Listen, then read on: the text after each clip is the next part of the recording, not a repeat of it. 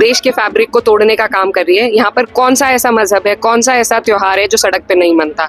आप होली की बात कर लीजिए, आप कांवड़ यात्रा की बात कर लीजिए, हमें किसी से आपत्ति नहीं है। संभल में अलविदा जुमा की नमाज को लेकर पुलिस प्रशासन अलर्ट मोड पर है और सड़कों पर और साथ ही मस्जिदों की छतों पर नमाज अदा करने की अनुमति नहीं दी गई है। और अब ये फंस गया सीएम। और अब इस बीच सपा सांसद इकरा हसन का बयान सामने आया है। उन्होंने कहा है कि एक धर्म को टारगेट किया जा रहा है, कोई नहीं होता ये कहने वाला कि आप छत पर क्या नहीं कर सकते। साथ ही उन्होंने कहा कि हमारे देश में ऐसा कौन सा त्योहार है जो सड़क पर नहीं मनाया जाता। कांवड़, होली सभी त्योहार मनाए जाते हैं, किसी को भी नमाज पढ़े जाने से कोई दिक्कत नहीं है। इसके अलावा उन्होंने संभल के अधिकारियों पर भी सवाल खड़े कर दिए और कहा कि संभल में तैनात अफसरों को पहले ट्रेनिंग पर भेजा जाए, जिसमें उनमें मेरे को जानता नहीं है, ठीक से काम करने की समझ पैदा हो। समाजवादी पार्टी सांसद इकरा हसन इस वक्त हमारे साथ हैं बातचीत करने के लिए। मैम, संभल में ये कहा गया है कि छतों पर या खुली जगहों पर जो है वो नमाज नहीं पढ़ी जानी चाहिए। आप जो आई है जो चीजें आई हैं उसको आप किस तरह से देखते हैं? देखिए, संभल में लगातार एक प्रयोगशाला बनाने की कोशिश हो रही है, एक मजहब के खिलाफ काम करने की कोशिश हो रही है। हम वहाँ पर गए थे, हमारी पार्टी का प्रतिनिधिमंडल वहाँ गया था। वहाँ ये फंस गया सीएम। वहाँ पर इस तरीके का कोई माहौल नहीं है, सिर्फ वहाँ के जो प्रशासनिक अधिकारी हैं वो इस तरह के माहौल को बना कर रखना चाहते हैं। तो और किसी को अधिकार नहीं है ये बताने का कि मैं अपनी छत पे क्या करूँ। तो ये बिल्कुल ही इलीगल, अनकॉन्स्टिट्यूशनल बातें जो वहाँ के अधिकारी कह रहे हैं और एक बायस टोन से जो बात वो कह रहे हैं, मुझे लगता है सबसे पहले तो उन्हें हटा के कोई तरीका है भीख मांगने का? उनकी बेहतर ट्रेनिंग की जाए ताकि उन्हें पता लगे कि उनके जो जॉब प्रोटोकॉल है उसमें क्या सब आता है।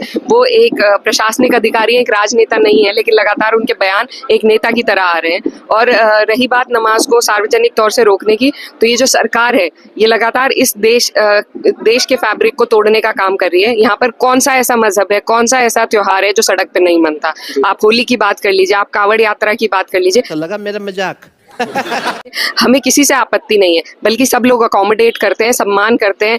कावड़ शिविर कई मुसलमान लगाते हैं जब कावड़ी हमारे क्षेत्र से निकलते हैं, तो सब एक दूसरे के मजहब का, ट्रेडिशन का सम्मान करते हैं। नमाज से भी लोगों को आपत्ति नहीं है। ये सरकार जबरदस्ती अपनी राजनीतिक रोटियां सेकने के लिए इस तरह की बातें ला रही है। और मैं कहना चाहती हूँ केंद्र सरकार को, जो सौगातें मोदी बांट रहे हैं मुसलमानों, अबे जल्दी बोल, कल सुबह पनवेल निकलना को, उन्हें मैं कहना चाहती हूँ कि वो पहले अपनी उत्तर प्रदेश की सरकार को नसीहत करे कि वो किस तरीके से नफरत के बीज बो रहे हैं। ये कैसी सौगातें मोदी है, ऐसा हमें दिखावा नहीं चाहिए। हमें हमारे हक और अधिकार चाहिए जो लगातार ये सरकारें छीनने की कोशिश कर रही हैं। आने वाला है। और लेकिन एक बड़ी बात जो है टीडीपी ने कही है, जो कौन है ये लोग,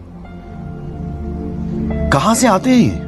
जो NDLI है उन्होंने ये कहा है कि वो मुस्लिम समाज के साथ हैं और उनकी वक्फ की प्रॉपर्टीज को वो सेव करेंगे। आप चाहेंगे कि वो कुछ स्टैंड लें? बिल्कुल, देखिए, हम we welcome everybody who wants to support us. और हम चाहते हैं, क्योंकि ये पूरा जो देश है, लगातार जो एक व्यवस्था इस देश में चलती आ रही है उसको नहीं तोड़ना चाहिए। उससे कई लोगों का मन आहत होता है। और जिस तरीके से वक्फ की प्रॉपर्टी पे कब्जा करने के लिए, यही नहीं, अभी और सुनिए, अगर ये बिल एक सही इंटेंशन से लाया जाता तो पहले कम्युनिटी के जो लीडर्स थे उनको कॉन्फिडेंस में लिया जाता, उनके सजेशंस लिए जाते। लेकिन ऊपर से थोपी जा रही है एक चीज जिसमें आपके सारे अधिकार छीन कर एक DM को दिया जा रहा है। तो ये बहुत अनुचित है। हर मजहब को इस देश में अधिकार है अपनी संस्थाएं चलाने का, और किसी की संस्था में किसी और मजहब का कोई हस्तक्षेप नहीं होता। सरकार का हिस्सा, प्यारी समझ गई हिस्सा है, उनको आप क्या कहना चाहिए? मैं उनसे आग्रह करना चाहूंगी कि ये देश का मुसलमान उनकी तरफ देख रहा है कि वो एक सही कदम उठाएं, क्योंकि हिस्ट्री हमेशा उन्हें याद रखेगी अगर वो सही के साथ होंगे।